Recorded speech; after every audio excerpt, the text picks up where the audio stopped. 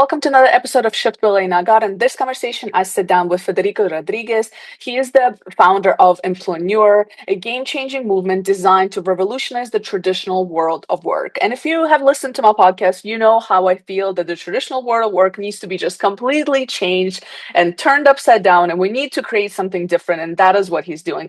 I love this conversation. I think it's super interesting, and the idea that he came up with, and dive into this and listen to what he's talking about, because I think that is the future. And I see this being really, really impactful to individuals, organizations, and just society at large. So check it out. Let me know what you think. And as always, please share, subscribe, follow me on wherever you listen to your podcast. I appreciate it. Federico, welcome to the Shift podcast. Hi, Elena. Thank you. It's a pleasure to be here. Thank you for your invitation.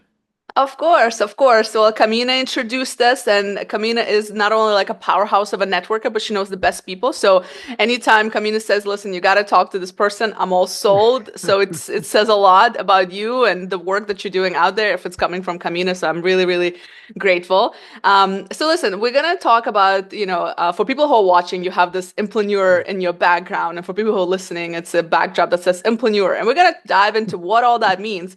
But before we get into that, take me back to your career story, where maybe as far as you want me to, as far as you want to take it, and kind of catch me up to today, like what got you to start Emploneur? Great. So let's jump right into it. Well, as a kid, I wanted to be an engineer. Life took me different ways, and I jumped into, while studying, I went through the hospitality journey. And I'm very passionate about cooking and not just the culinary world, but also the hospitality world. But what caught my attention more through that opportunity that industry gave me was to manage and to lead large teams of people, right? And I quickly started seeing myself as a natural leader. I had leadership skills, and I liked, most of all, helping employees succeed. Helping other people succeed. So that took me through a different journey that I never imagined that I would follow. It's not necessarily HR, but it's coaching, mentoring, helping people. And I did that as much as I could in parallel to my hospitality career. But after years of helping people and helping businesses, I became a consultant, specifically for hospitality businesses. And then I saw that consulting left a big gap in the marketplace because you just give them the fish, but you don't teach them how to fish. So I pursue my career as a coach to add coaching, executive coaching to my business. And then through that journey, I jumped from being an employee to being an entrepreneur multiple times. So I left the hotel world. I launched my own catering business. I did that for 3 years. Then, because of geopolitical problems in the region where I was, I left the country. I went back to employment in the corporate world, and in and out, in and out. And this also comes from my parents, who, my mom was very much pro employment, while my father was more open to being an entrepreneur. And I kept jumping from place to place. Now, the point is that I enjoyed both of them. I did not hate one or the other. Yes, the corporate world is heavy, specifically in food and beverage, but I did not hate it. And I like the security, I like the structure, I like the access to so much, to a wealth of knowledge that you can grab for free by just being there. And at the same time, when I became an entrepreneur, everything is on your own, and it's difficult, it's hard, you have to fight. The income is not necessarily there every time.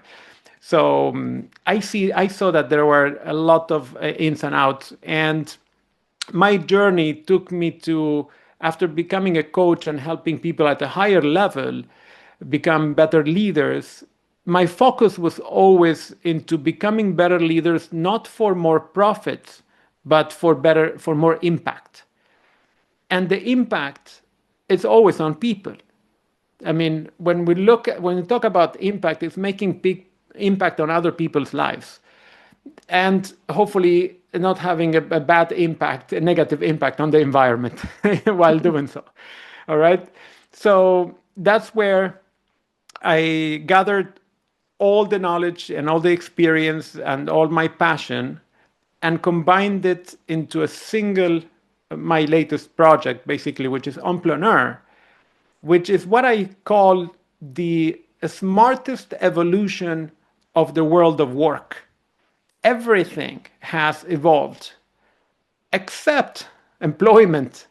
We have seen management styles evolved and developed through time, theory X management and theory Y and human resources and and talent management and human capital and all of these great.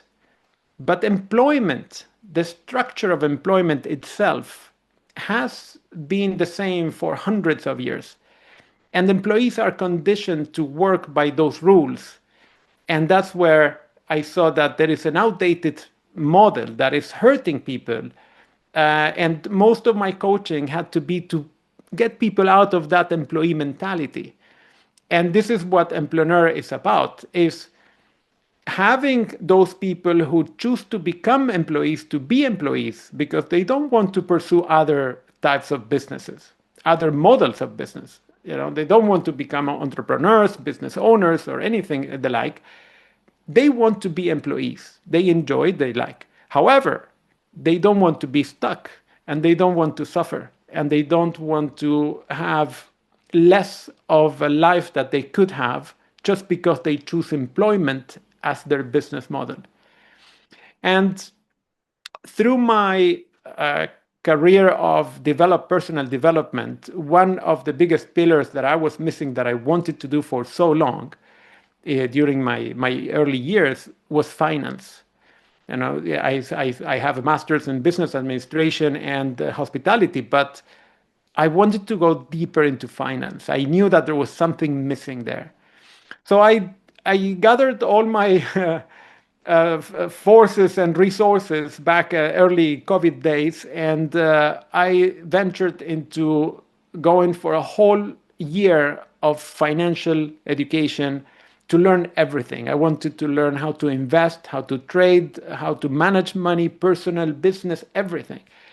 And that was an amazing transformation that actually gave me the last key that I was missing to create the Emploneur program, which is employees have work and they have an income, but they have no profits. And similar to business, you cannot run a business successfully for many years if you have red numbers at the end of the day. And how many millions of employees are just living paycheck to paycheck? By the time you receive your salary, it's already committed. So I found that employees have that problem. Is one of their biggest problems they have is not knowing how to manage money. And we work for money. So I diverted from the typical and traditional programs that the whole industry is focusing on, which is basically leadership. And the common narrative in leadership is make people happy. It's good. It's not bad. So we see that all those people first, engagement at work, and people should be comfortable, should be happy. That's great, and it should continue. However, I have one of my principles in Entrepreneurship is that happiness at work does not pay your bills at home. So it's good to be happy, but that's not the end goal. That's not the purpose why you work. You work to make money, and only money can take you to a better standard of living, to prosperity, and to open more doors, right? So you can be the happiest cleaner in the world, but you're suffering at home. And your family, your kids, everybody else is suffering. So Entrepreneurship is where we combine, I created that word from employee and entrepreneur, right? So the employeur is a hybrid because I consider that employees are employees are basically skills experts. You hire an employee that is supposed to be the expert at something that either you do not know how to do, you're not the expert at it, or you know it but you need to delegate it to somebody. So in the restaurant business, if I want to open a restaurant and I'm not the chef, I need to hire a chef, and the chef should know a lot more than I do. So the chef is the skills expert, and this is what employees should have. They should become skills experts because they sell a service to an organization. Now, what is the biggest opposite of that in entrepreneurship is that we are growth experts. Because it's either we grow or we die. Our business is all about growth. So we must become growth experts. Now, imagine an employee that is the skills experts with the mindset of an entrepreneur, with the growth mentality, knowing that they are selling a service to a company, and the more they can grow that service that they give, the more they can cash in, right? Mm-hmm. So that took me to combine those two words and make a hybrid that combines the best of both worlds. The best of employment, security, stability, well, sometimes, until the largest tech companies start throwing people out by the thousands. So security, stability, and everything, the best from employment with the best from entrepreneurship, which is the limitless opportunities for growth and for expansion. And then I basically focused 100% to make this movement. It's a movement, it's a revolution, and it's what I call the smartest evolution of work because it creates prosperity. And I define prosperity in the professional world with three pillars: growth, work success, and money. So you need to master those three games. The game of growth, because if you're not growing, then you cannot tap into more. The game of work, which employees, what they need or what they're missing is business acumen, is to be able to treat their service as a business and manage it as a business. And then obviously financial literacy, to be able to understand what to do with the money and with their earnings and how to multiply that money into the future. And that basically is Emploneur. So Emploneur is the new word for employee. I hope to eradicate the word employee maybe a decade from now completely and change it by Emploneur. And emploneurship is is similar to entrepreneurship, but for employees that are upgraded. It's for the modern employee. There's just so much there. First of all, as you're speaking, I was like, I'm screaming inside because I'm such a believer in what you're saying. I've been an employeur myself my whole life, not realizing that's what I was, So like, I think there's so many things here. So number one, I think this is going to be very attractive to people like myself, who also kind of has that entrepreneurial piece inside of me, where even when I am in a full-time corporate career, I'm always eager to do X, Y, and Z. I'm always eager, how can I maximize? I'm always eager, how can I upskill? How can I, what can I do with the salary that I'm getting to create this financial stability? And then there's this other piece of employees, and this is kind of what I'm curious your thoughts about. There's this whole other set of employees that I'm observing that are really not interested in anything except being an employee.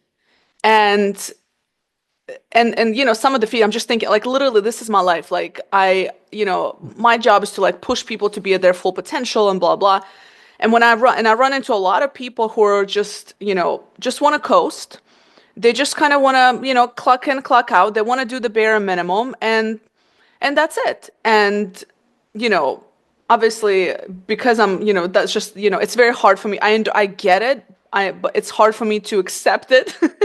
Yeah. And I realize I'm very biased in that way. But what do you say to those employees who are like, listen, Federico and Elena, you can keep all that entrepreneurship to yourself. I just want to get paid. I want to not get fired. And I just want to clock in, clock out, and be on my way. Yes, I get you 100% because I've been through very tough situations in different countries where I worked. And you get that attitude. And let's say I put the responsibility 50-50. Okay? 50-50 on the person themselves and 50% on the system that created those monsters. Okay? Mhm. So we create the problem and then we nag that is biting us back as an industry, as as the system. And it all starts from the education system, that what I call the employee factory. The education system does not create people to succeed. They create employees because the market needed employees. Businesses need employees. They don't need 100 leaders and one person who does something, who executes. They need 100 people who execute the decisions of one leader. So we created that kind of monster. Now, the point is that when, as an employee, what is missing is the coaching to do that mindset shift. And I have converted hundreds of employees that thought that way, with the sense that it's true that if your income is fixed, okay, and this is one of the biggest difference between employment and entrepreneurship. In employment, you have a fixed income. Let's say you take a new job today. You know that for the next 2 years, your income is going to be the same. It's unlikely that within 2 years you're going to get a raise of salary. So most of the time, depending where you are, the country and everything. And if you do get a raise of salary, it might be minimal. While entrepreneurship takes you to limitless growth if you are capable and able to, if you're smart enough to do the right things, you can increase your revenue and your profits year over year. So you know that as an entrepreneur, you have to work harder to get more. But as an employee, if you work harder, you don't get more. You get the same.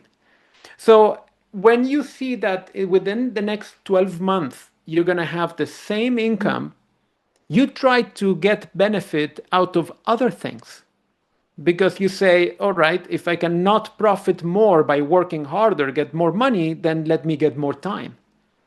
Okay? Let me get less tired. Let me enjoy my life as much as possible by working less, because your income is fixed. Mhm. And this doesn't mean that they're right to think that way, but they need help to understand that that is the wrong mindset, because then you stay that way for the rest of your life. If you are going to have that kind of mindset, then you will never grow to the next level to earn more and enjoy your life and raise your standards of living and your lifestyle. So at the end of the day, we have to understand two things. People need help, and I treat those those difficult personalities at work like we would treat a teenager when they go through that phase of rebellion and wanting to do everything their own way, and they don't want to listen. You need to explain and you need to educate. Now, the second half is that the world of work is a jungle, and it's a dangerous jungle, and it's not to play games. So if you are not mature enough and if you're not responsible enough, then you're going to be in the losing end of that game, and there are consequences. So there is a company, for example, where I fired 22 employees in a single day out of a team of 100. Okay? Because those people were blocking everything. They were blocking themselves. They were blocking their opportunity and possibility to grow and to tap into growth. They just did not want to. An attitude is a state of mind. And If you don't want it, then okay, go find it somewhere else. And but that is only after we made all the efforts to help them understand that they can tap into a better life, right? So when I let those employees who see themselves that why should I do anything more? When I explain to them how this can improve their lives, that this is for their benefit, not for the benefit of the company. The benefit of the company is what we do innate in our jobs. Yes, we have to protect the company, we have to protect the customers of the company we work for, and all of that. Yes, that's part of what we do. But who protects us is if not ourselves. This is where the employee starts to listen. Is the company is not going to protect you. The company is going to protect themselves and their clients. You are not their client. Yes, we say that the human capital is the pillar of the company. Yes, but at the end of the day, I summarize this by one of my philosophies, which is rich owner, poor employee. The rich owner, poor employee paradox. We tackle success. We want everybody to succeed at work. Your leaders, HR department, and everybody in an organization want everybody to succeed. To succeed at what exactly? To succeed at doing what they're required to do. Not more than that. Not to succeed at home. Okay? So I've been a successful employee most of my career, and I delivered, and even more, what they were expecting from me. But my struggles at home to scale up, to live a better life, to raise my standards, to invest, and to everything else, the company could not help me with that. So when the employee understands that you only have yourself to take care of your private life, then you listen that this could be the way out for you, not to need to quit your job, to maintain a job, but start improving it in a way that you start improving your private life. And this is what I call prosperity. The difference between in organizations targeting success rather than targeting prosperity. I in my programs, I help organizations shift to looking for shared prosperity. I call it decentralized prosperity organization, which is if a company is successful, it means that it met all these targets, revenues and KPIs and everything is okay. The team did all right. Maybe they get a bonus as well. It's okay. But who truly prospers out of that result? It's the business owner, the stakeholders. Because with the profits that they make from that business, they can scale up their standard of living, their lifestyle, and they can scale up, their well-being. So that is prosperity that they look for. I mean, business owners, after all the risk that they take and all this business, they're not looking for success. They're looking for prosperity. Okay? Employees usually don't have prosperity. They might have success, but they don't prosper in life because you have a fixed income and you have rising cost of living. Year over year, debasement of currency, inflation, maybe your family is expanding, you have higher costs. With a fixed income, then you are getting into a worse situation every year rather than a better one. And you might still be successful at work and your company might still be successful, but you're not prospering. So when those employees understand that prosperity is in their own hands, they start to listen. And if they don't listen, there are consequences. Yeah. And, I hear you and I see it so I'll speak from like an individual perspective and then from the company. So I think as an individual, right, if I'm listening to this, and this is kind of what I've come to realize over the years, I would get frustrated, like, as I'm like, why don't people want to grow and to want to prosper and all of that? But then I was like, as an individual, it's actually less competition for me. So like actually, it's fine. It's just less competitive. Like I always say, it's easier to succeed, quote unquote, in the corporate space today than ever before. Because you just have to do just a little bit extra. And all of a sudden you're like a high performer and you're like, no, it's not that I'm a high performer. It's just most people are mediocre performers. And Exactly. it's not actually because when I'm around high performers, I'm like, oh my God, I'm a low performer compared to some. So depending on the organization, it's depending on what you compare it to. And a lot of organizations have very mediocre performers.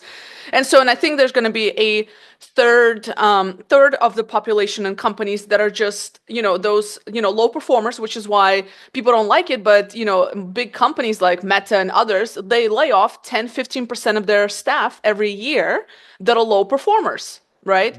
So I think there's that population of people. Then there's the high performers on the other end of the spectrum who are just like, they are the employeurs. They get what you're saying. They're listening. And I think the group that you're really targeting here are that middle ground between the low perform and the high perform, that potential, those people that are like, listen, I want to do more, I want to be more, I want to prosper, Yeah. I want to do all those things, but I just don't know how. And I think that's the audience.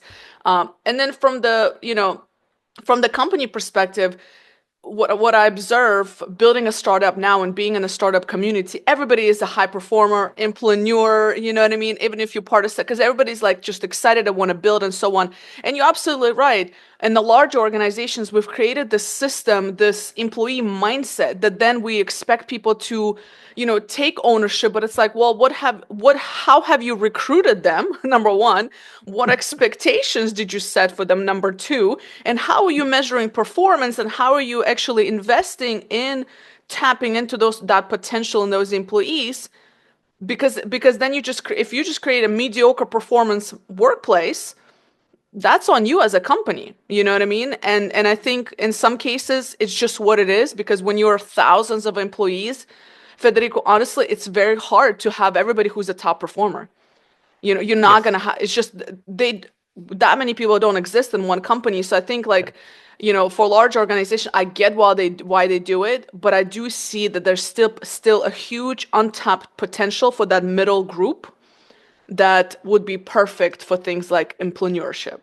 I think Yes. that's kind of based on what you're hearing, and I'm kind of thinking about like, the work that I do with companies. I'm like, yeah, like that's the group that can untap the prosperity not only for the individual but for the company as well, actually. Exactly. And you know why, Elena? Because what is the ultimate motivator for employees? Yes, we expect as human beings to want to grow and develop and reach higher levels of potential. However, at the end of the day, we're all in this for money. Yes. Everybody who is working is truly conducting a commercial activity. And the ultimate purpose is money, is to make money. Money is a tool for you to live a better life. It's Right. not happiness itself, but it's definitely one of the best tools to achieve, to have more options, more opportunity, more time. So, what it is difficult for employees to have that kind of motivator when they know that even if they do the hardest of work, let's say an average employee says, okay, I'm going to work hard, I'm going to do everything, I'm going to go beyond, I'm going to even work more hours for free. To do what? To have a ticket at the promotion lottery. Yeah. Okay, I'm Hmm. just doing all that effort not to guarantee that I'm going to get promoted, just to buy Hmm. me myself a ticket to that promotion lottery, because when the opportunity arises, maybe every couple of years, there's only one vacancy among hundreds or thousands of employees. And I might be the lucky one, and if I'm not, let's wait another 2 years. So it is a lottery ticket. This is similar to when back in the 90s, with my parents, we had applied for the Canadian residency, and we were back then thinking of moving to Canada, and it was a lottery. You had to wait 3 years, and if you're lucky, you get selected. If not, not, and you Hmm. wasted 3 years waiting. Now, employees see that, and what would be the motivation of all these creators economy, entrepreneurs, and everything if you could not scale your income? Let's say that you jump to become a podcaster and you say, okay, as a podcaster, I can make $1,000 a month and it's going to be like that every month for the next 3 to 4 years. It's not very attractive. It's not very motivating. You will not go on beyond. Now, if you know that the first year you might even lose money, the second year you might make 1,000, the third year you might make 10,000, then you have a strong motivation to say, okay, I need to excel. I need to go beyond my capabilities, my skills, my set of abilities right now, improve myself because I know that I can tap into higher revenue and have higher income streams for me to improve my life. Employees don't see that possibility. And this is what I open with the Entrepreneurship program. It's a mindset revolution. And the key aspect of this is that where do employee profits come from? A business without profits will close eventually. Okay? Employees don't have profits. So if in a business every year, every month, and every quarter, you are scheduling to increase your revenue. Okay, why? Because you have cost of production and everything else goes up, and you increase revenue, and you can do that. You can increase revenue, you can increase customer base, and you can increase your profits. As an employee, your revenue is mostly fixed. Your costs as an employee are your cost of living are usually continue to rise. So you're getting squeezed and you're truly not making any profits. Those employees who have savings, those savings that they consider, okay, I'm profitable because I have savings. Savings are what I consider cash flow in a company, are similar to savings for a person, for an individual. And those savings are losing purchasing power by the minute. So where do profits fit into the upgraded employment as a business model, which is what I call entrepreneurship, is that you need to make money work for you. So I teach the third pillar of entrepreneurship is financial education. And through that program, they learn how to manage their personal money, how to have budgets for themselves, and how to allocate money for investment and how to do those investments. So when you, as an employee, start seeing that you can get a portion of your salary, let's say 10%, 5%, whatever it is, and you can put that money to work for you and start growing over time, year over year, that's when you became a profitable business as an employee. And now you say, okay, the more I work, the more I can make more money grow for me. Because otherwise, you are operating as an employee similar to a business that makes no profits year after year, you know? Yeah. So this is where it changes everything. Yeah. I actually really like the focus on the money piece because I think it's not talked about a lot from either perspective. I think there's this like it's again depends on who you're talking to, but I often hear is like, well, money, I don't really care to grow. Like this is literally the question, the answers I hear when I have these conversations around like, don't you want to grow? Don't you want to make more money? Don't you want to? And a lot of the pushback is like, well, no, I have enough. I don't need to X, Y, and Z. And I'm like, well, the chances are that individuals either A, living with their parents, B, doesn't have a significant other or family to support, C, doesn't have older parents that are aging and having health concerns and so on. At the end of the day, like forget about the prosperity, forget about just like having money to like prosper. Daily life is so expensive, and when if you're just on your own and just alone and single and just like and you're just whatever, or you're sleeping on a couch or just renting a room, sure, you might not worry about money, but the reality is that time will eventually come where you are going to worry about money.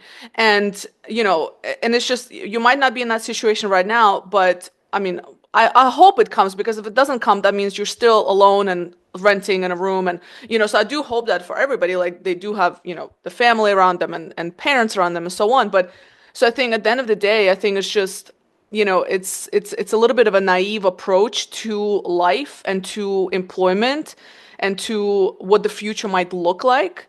And I think it's silly to think that, whatever country you're living in, government is going to help you and support you. I think it's silly to think that you're going to have your job forever. It's very naive to think that you're not going to be laid off at any moment.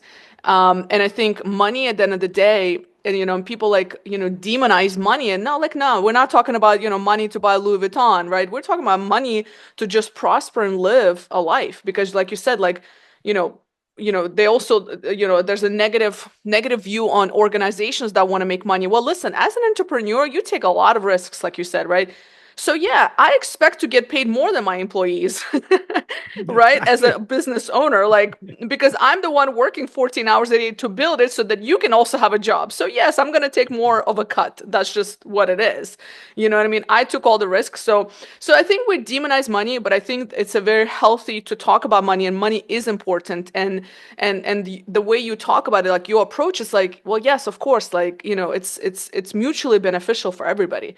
And I think as employees, we don't think about money in a way of I don't know. It really depends, I guess. But it's this again. It's just this big bad wolf that we don't talk about. It's like a shame to want to have money. It's like no. It's the reality that life requires money. Like you need to have money.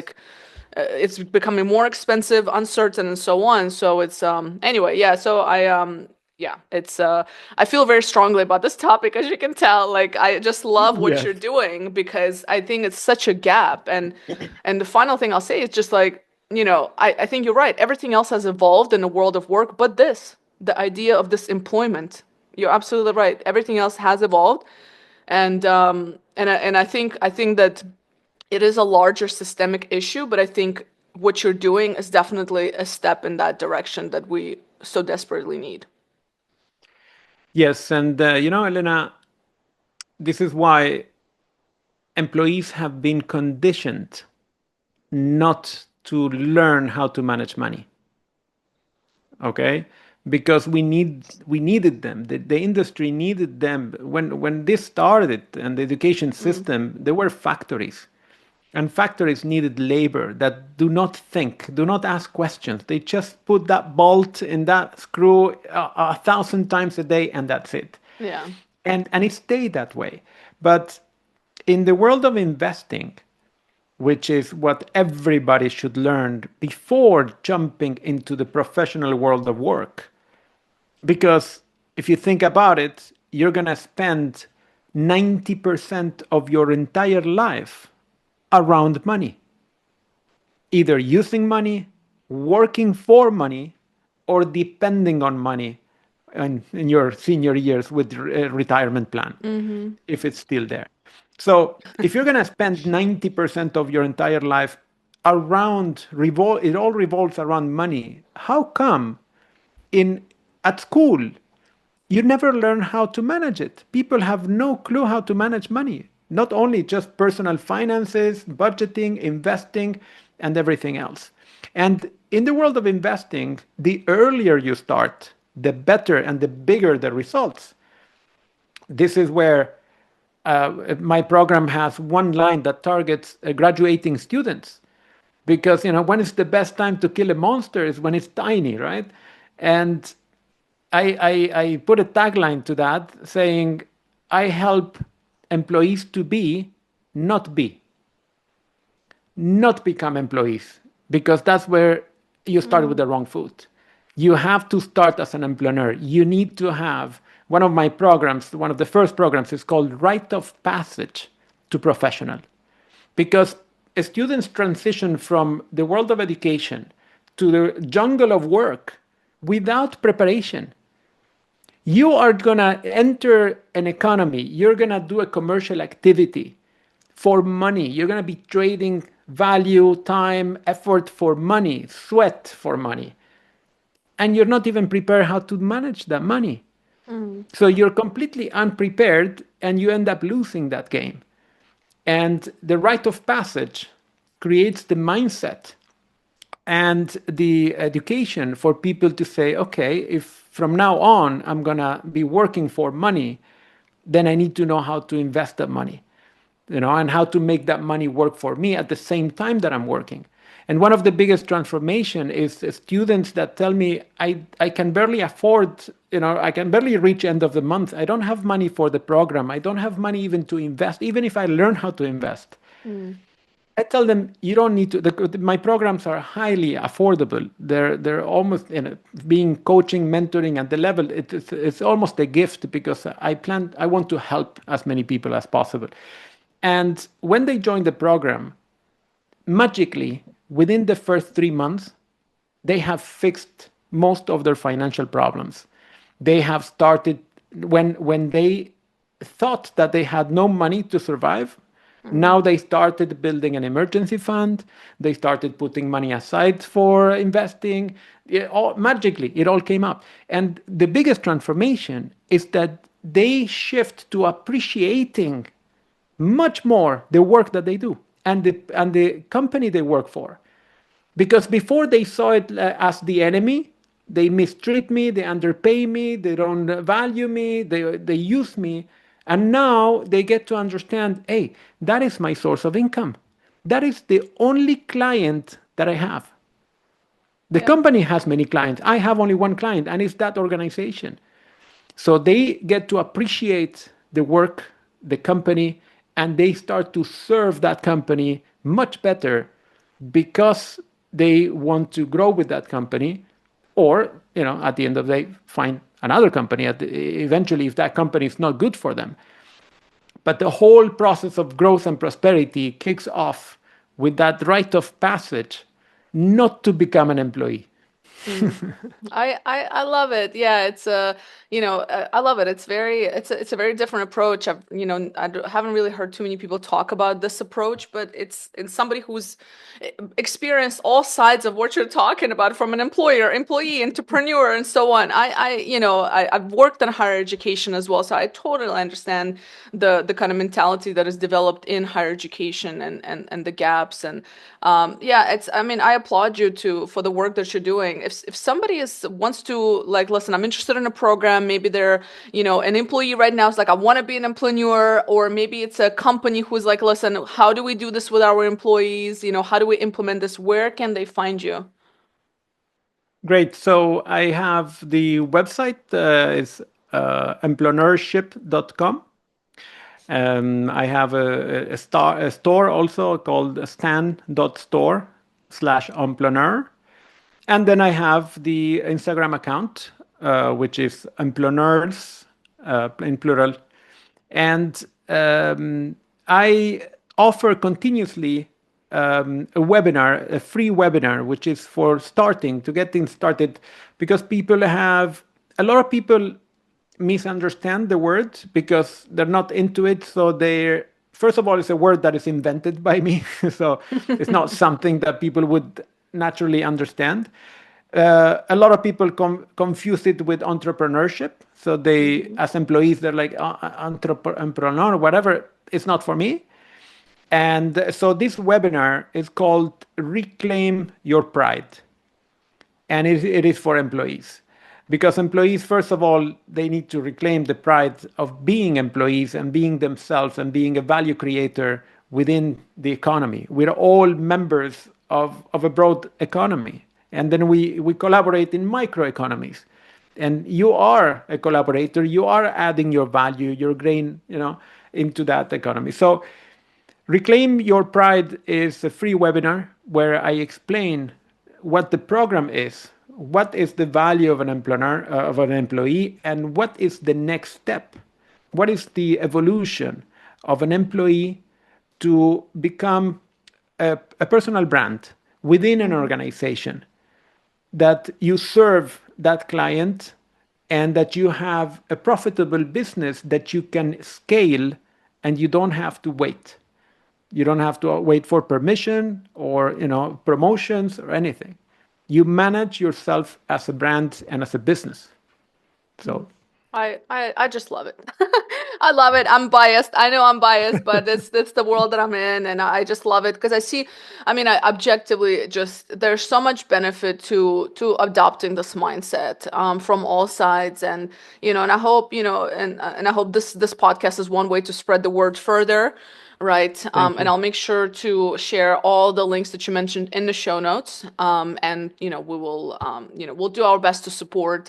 I think it's an important topic, and I see this as a need, and I think this is the time. I think this is the right time to do something like this with everything that's uncertain in the world of work. So I think you're right on time for these kind of initiatives. So I really hope that, hopefully next time we chat, round two of the podcast, I hope, we're talking about how employeur is a household term that people understand and know, and, and that it's something, it's just the new norm of being in a company.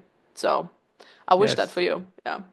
Well, Thank you, Elena. Federico. I Yeah. really appreciate your efforts to help spread the message, spread the mission. It's a movement, it's a revolution, and it's a mission to help people prosper. And I really look forward. My vision is to be able to help at least 1 million people in the next 5 years, and then keep moving from there and expand it and even translate it into different languages for every corner of the world to be able to tap into this new model of employment. Yeah. Beautiful. Thank you.